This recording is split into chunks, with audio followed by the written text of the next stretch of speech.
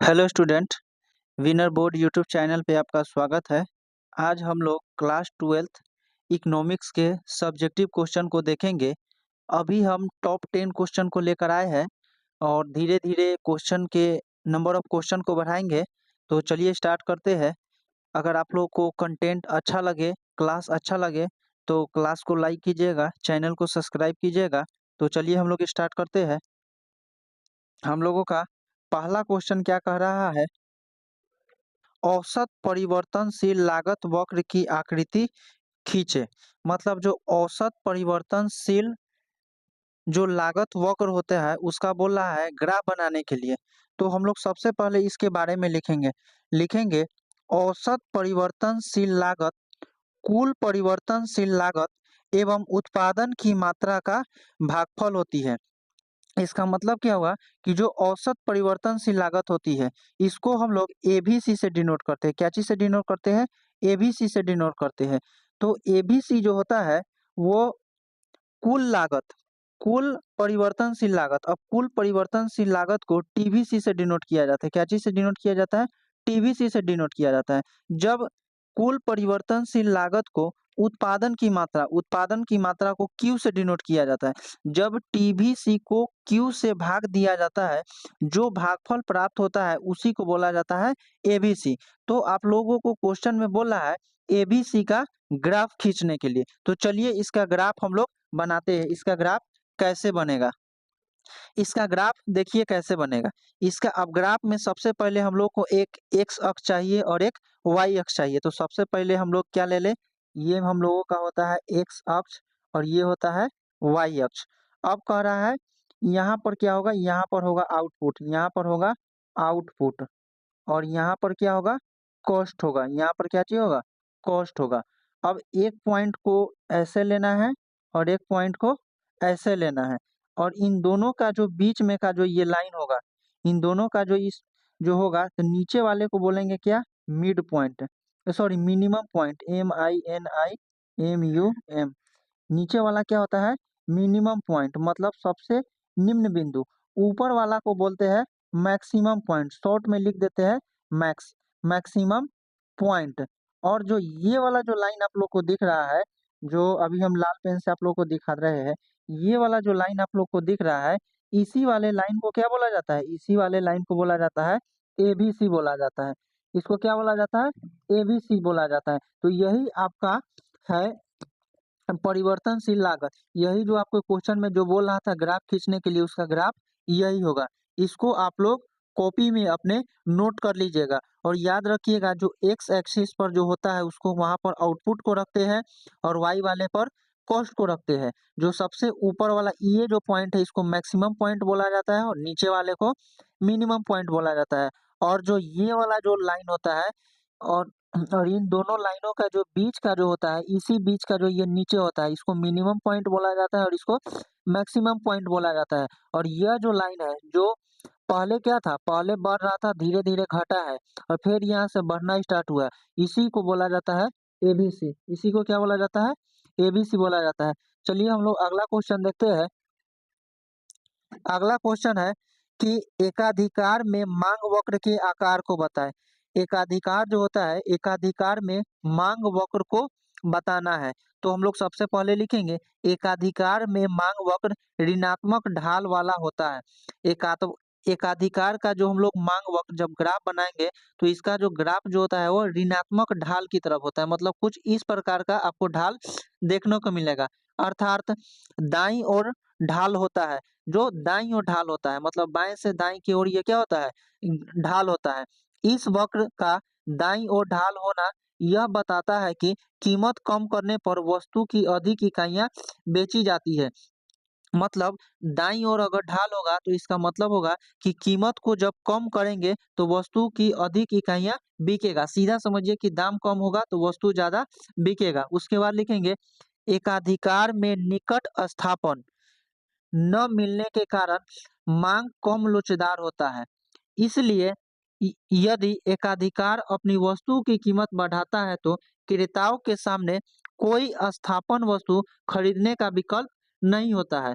अतः कीमत बढ़ने पर वे उसी वस्तु को कम मात्रा में खरीदते हैं। अगर किसी वस्तु का कीमत बढ़ जाएगा तो हम लोग कम मात्रा में खरीदेंगे, अगर कीमत घट जाएगा तो ज़्यादा मात्रा में खरीदेंगे। फलस्वरूप मांग वक्र कम लोचदार होता है। मांग वक्र कैसा होता है? कम लोचदार होता है। अगर इसका हम लोग ग्राफ खींचेंगे तो कुछ इस प्रकार का ग्राफ आएगा। अभी हम लोग को थोड़ा बताते हैं। देखिए, अभी हमने आपको क्या बताया है? यह होता है एक्स अक्ष और ये क्या होता है? ये होता है वाई अक्ष। यहाँ पर क्या रखते हैं? कीमत को रखते हैं। वाई अक्ष पर क्या चीज़ रखते हैं? कीमत। इसी को इंग्लिश में क्या बोला जाता है? कॉस्ट बोला जाता है। और यहाँ पर क्या रखेंगे? यहाँ पर रखेंगे मांग को रखेंगे। एक्स पर क्या रखेंगे? मांग को रखेंगे। और एक में हम पॉइंट लेंगे। इस पॉइंट को बोलते हैं क्या? P1 point. अभी हम दूसरे कलर के पेन से बताते हैं।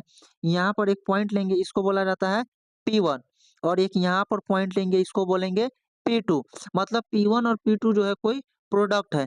यहाँ से एक ये लिए और यहाँ से फिर एक क्या बोलता है कि एक ये लिए, और इन दोनों के बीच में जो ये ढाल जो बनेगा, देखिए यह जो ढाल बना है, यह जो ढाल बना है, इसी ढाल को बोला जाता है क्या? यही ढाल ऋणात्मक होता है। देखिए नीचे की तरफ गिर रहा है ना, इसी ढाल को बोला जाता है ऋणात्मक ढाल। तो आप लोग इस ग्राफ को भी याद रखिएगा, एग्जाम में ग्राफ भी बनाना होगा।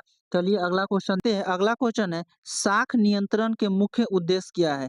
शाख नियंत्रण जो होता है, शाख नियंत्रण करने का मुख्य उद्देश्य क्या होता है? तो हम लोग लिखेंगे शाख नियंत्रण के मुख्य उद्देश्य निम्न है। मतलब शाख नियंत्रण को का जो उद्देश्य होता है वो मुख्य उद्देश्य है। पहला उद्देश्य इसका क्या है? कीमत स्थिरता को स्थापित करना। मतलब जो कीमत जो होता है, प्राइस जो होता है, प्राइस को ना ज़्यादा बढ़ने दे और ना ज़्यादा घटने दे, इसको मतलब कंट्रोल में बना कर रखे। दूसरा होता है विदेशी विनिमय दर के स्थिरता को लाना। मतलब जो विदेशी करेंसी जो होता है, विदेशी करेंसी के दर को स्थिर बनाए रखना। मतलब ना उसको भी ज़्यादा बढ़ने देना, ना ज़्यादा घटने देना। तीसरा होगा आर्थिक नियोजन को सफल बनाना। चौथा होगा उत्पादन एवं रोजगार वृद्धि में उपाय करना। तो ये क्वेश्चन आपके एग्जाम में 2 नंबर का आता है, तो इसको आप लोग नोट कर लीजिएगा। चलिए अगला क्वेश्चन देखते हैं। अगला क्वेश्चन है, रेपो दर तथा रिजर्व रिजर्व रेपो दर क्या है?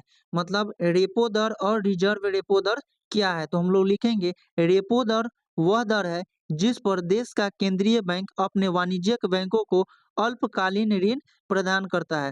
रेपो दर वो होता है जो हमारे देश का जो केंद्रीय बैंक है, कौन है? देश का जो हमारा केंद्रीय बैंक है वो आरबीआई है। आरबीआई जो वाणिज्यिक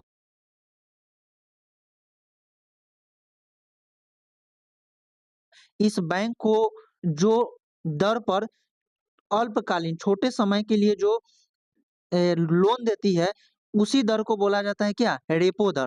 अब हम लोग देखते हैं कि रिजर्व रेपो दर क्या होता है। लिखेंगे रिजर्व रेपो दर वह दर है जिस पर वाणिज्यिक बैंक अपने अधिक्य कोषों को देश के केंद्रीय बैंक के पास जमा लाभ अर्जित करता है। रिजर्व रेपो दर वो होता है कि जो देश का जो वाणिज्यिक बैंक होता है, वो केंद्रीय बैंक से लोन लेने के बदले कुछ जो अपने उस केंद्रीय बैंक में जो जमा करता है, उसी को बोला जाता है रिजर्व रेपो दर बोला जाता है। चलिए अगला क्वेश्चन देखते हैं। अगला क्वेश्चन है हम लोग का कि उपभोग प्रवृत्ति क्या है?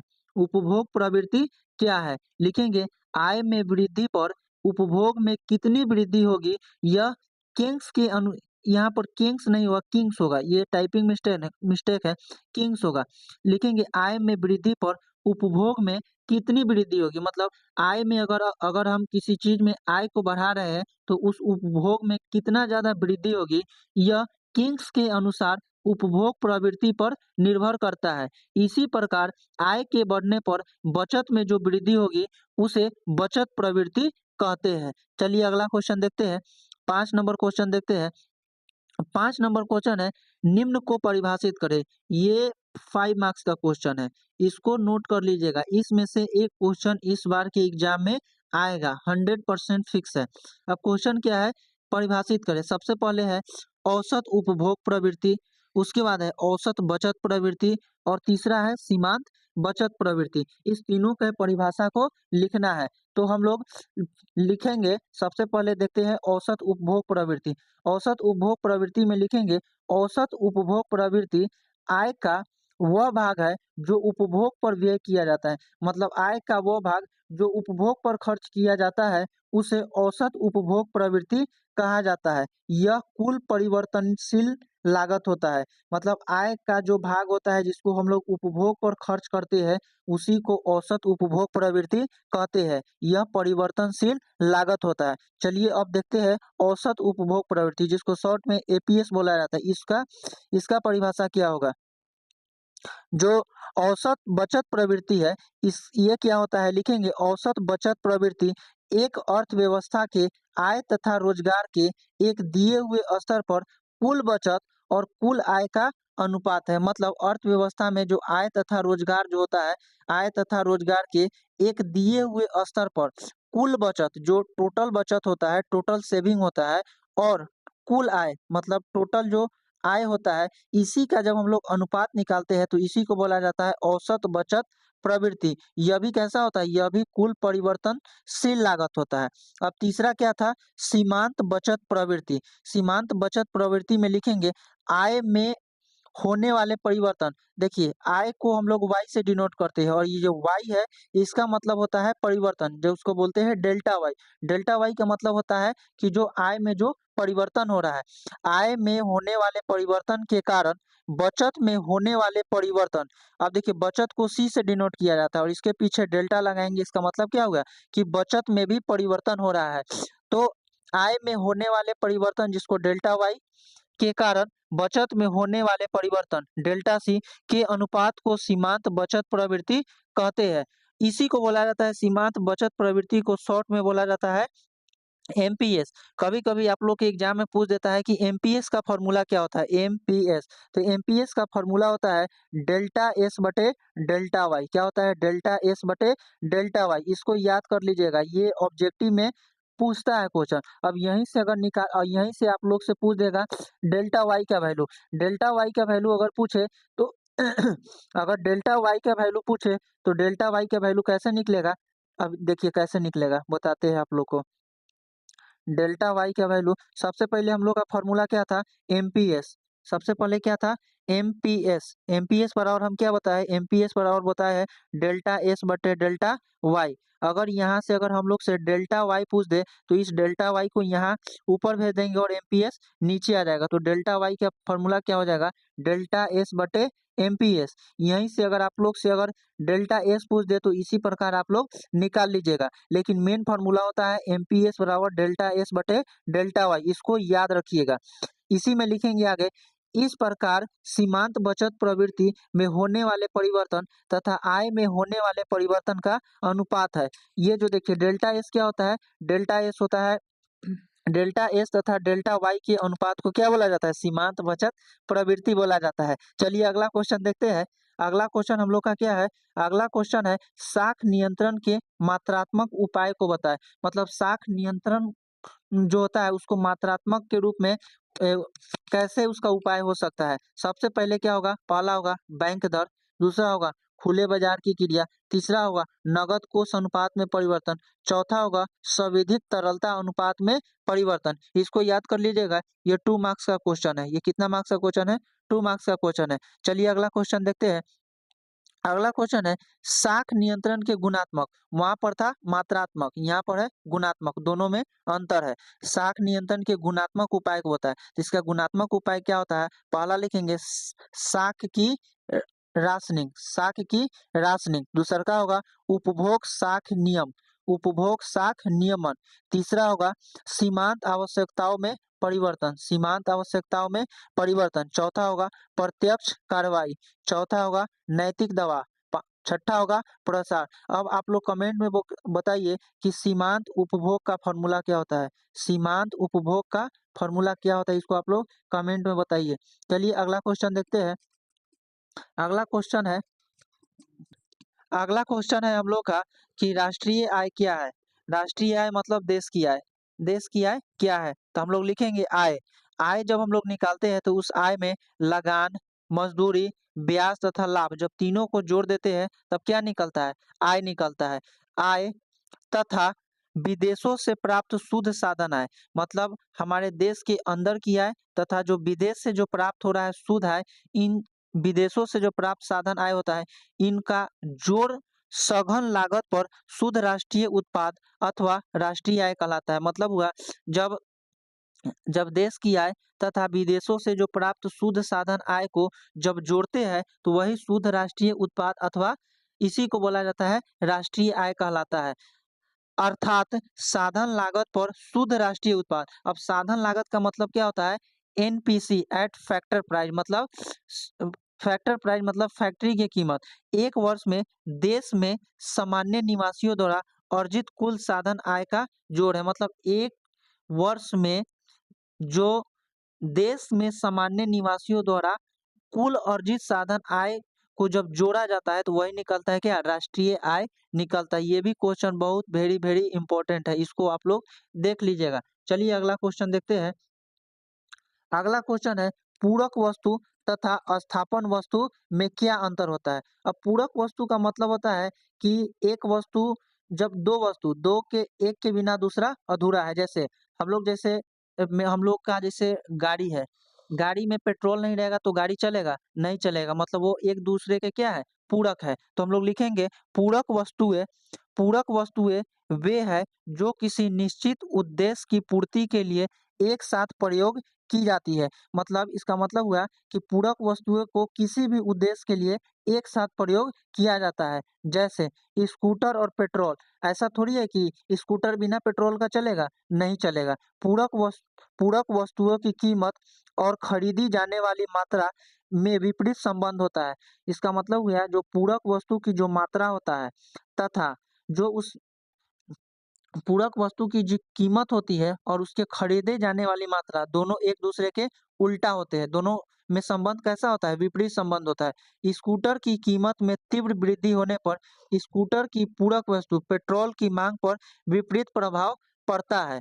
इसका मतलब हुआ जब स्कूटर की कीमत बढ़ेगा तो पेट्रोल का कीमत घटेगा। अरे सीधा समझिए ना कि जब गाड़ी का दाम ज्यादा बढ़ेगा तो लोग ज्यादा गाड़ी खरीदेंगे नहीं खरीदेंगे। अगर ज्यादा गाड़ी नहीं खरीदाया तो पेट्रोल बिकेगा नहीं बिकेगा। उसके बाद लिखेंगे जबकि पेट्रोल की कीमत में कोई परिवर्तन नहीं होता है, पेट्रोल की कीमत में कोई परिवर्तन नहीं होता है। अब चलिए अब हम लोग देखेंगे स्थापन वस्तु क्या होता है। अगला देखते हैं स्थापन वस्तु क्या होता है। इसमें लिखेंगे स्थापन वस्तु वे वस्तुएं है जो एक दूसरे के बदले एक ही उद्देश्य के लिए प्रयोग की जाती है। वहां पर क्या था कि एक दूसरे के बिना उपयोग नहीं होगा, लेकिन स्थापन वस्तु वो होता है जो एक दूसरे के बदले एक ही उद्देश्य के लिए प्रयोग की जाती है। जैसे चाय कॉफी, चाय कॉफी, अगर चाय नहीं है तो कॉफी पी लेते हैं, कॉफी नहीं है तो चाय पी लेते हैं। ऐसी वस्तुएं में जब एक वस्तु की कीमत में वृद्धि होती है तब अन्य बातें समान रहने पर स्थापन वस्तु की मांग में भी वृद्धि होती है। इसका यही होता है क्या? स्थापन विधि हो। और आज का क्लास हम लोग का यहीं पर समाप्त हुआ। अगर आप लोगों को क्लास अच्छा लगे तो क्लास को लाइक कीजिए, चैनल को सब्सक्राइब कीजिए और कमेंट कीजिए ताकि हम और भी अच्छा कंटेंट लेकर आ सके। चलिए हम लोग अगले क्लास में मिलते हैं, तब तक के लिए